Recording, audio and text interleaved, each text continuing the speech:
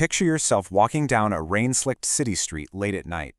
As you move through your neighborhood, crossing from a dimly lit block over to a bustling avenue, you might actually start to wonder about the invisible lines that seem to dictate where crime happens.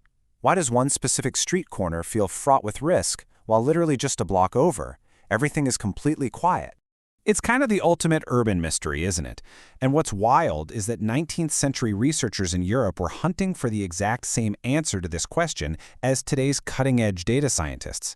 They all want to know why criminal activity clusters exactly where it does.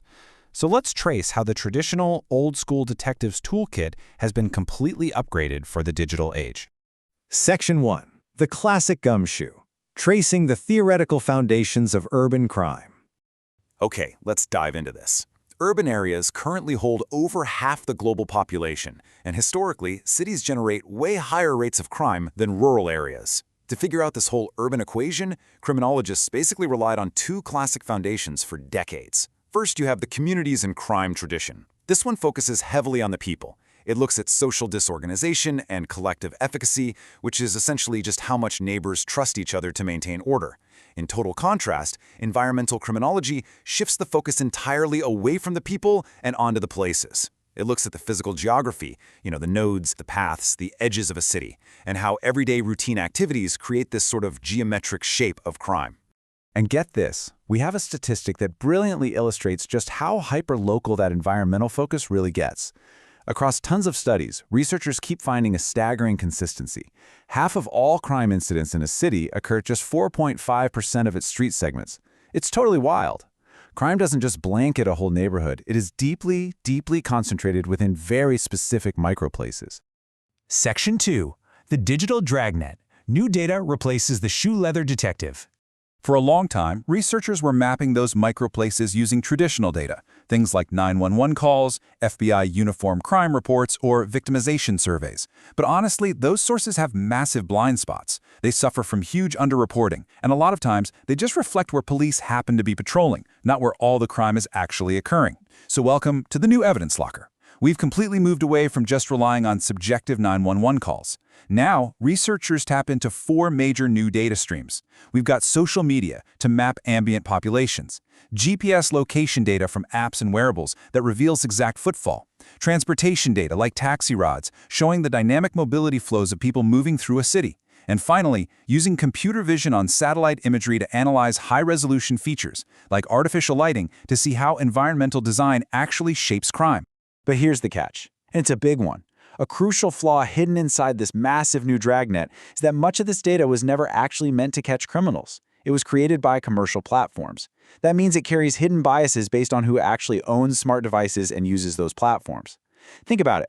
If a specific demographic or a whole neighborhood doesn't use a certain app, they just completely vanish from the data.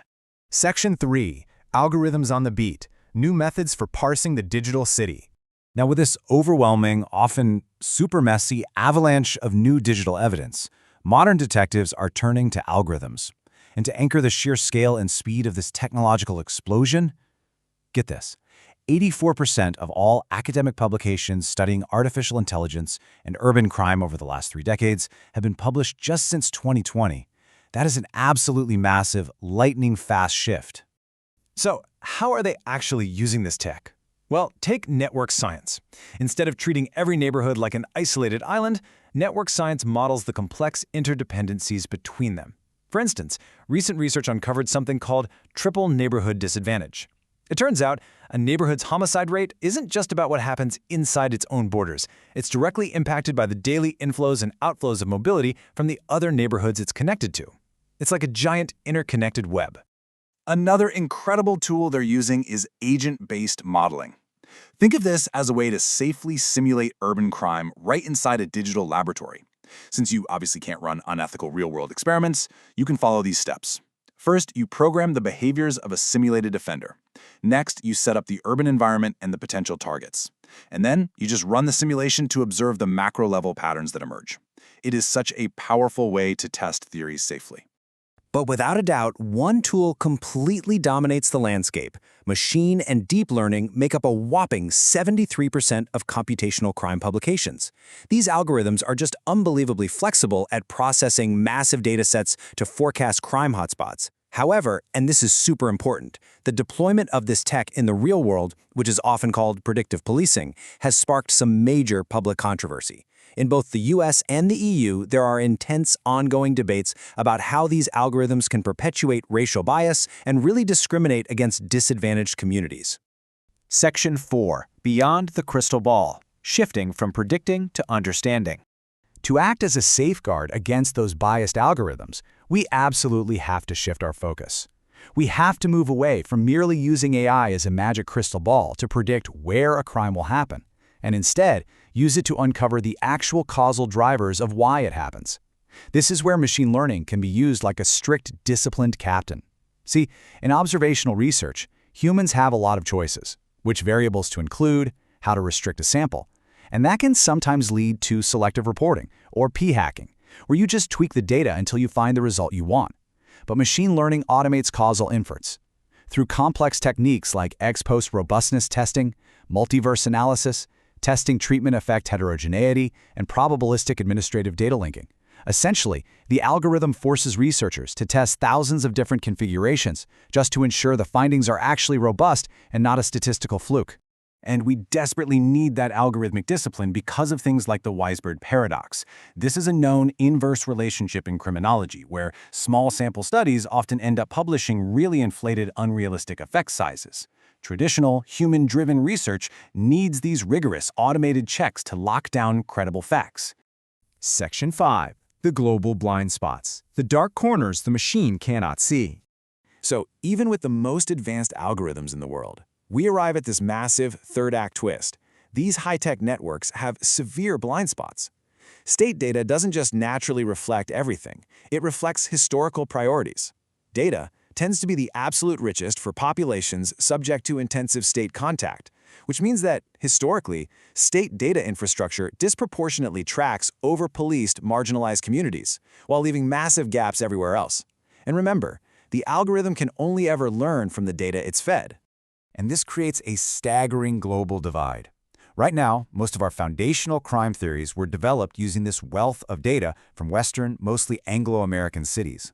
Meanwhile, cities in the global south, across Africa, Asia, and Latin America, often completely lack this extensive data infrastructure. Because of that, our current foundational theories of crime might actually fail or even completely reverse when applied to non-Western cities, literally just because they were ignored during the theory building phase. To fix these systemic blind spots, researchers are calling for some vital steps. First, we need to enforce open science and code sharing, which has historically lagged in this field because of data privacy concerns.